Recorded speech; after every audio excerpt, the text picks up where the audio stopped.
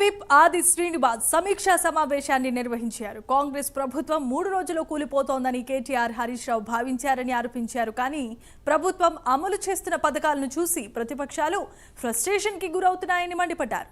గద్దర్ తన పార్టీలతో ప్రజల్లో చైతన్యం తీసుకొచ్చి తెలంగాణ కోసం పోరాడారన్న విషయాన్ని గుర్తు చేశారు. గద్దర్ని గత బీఆర్ఎస్ ప్రభుత్వం అవమానించిందన్న విషయాన్ని కూడా గుర్తు చేశారు.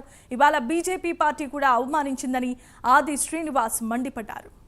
తెలంగాణ వాదైనటువంటి తెలంగాణ రాష్ట్రం కోసం పోరాటం చేసినటువంటి ఓ గద్దర్ గారి పేరు ప్రతిపాదిస్తే ఎందుకు రాద్ధాంతమని అడుగుతున్నా.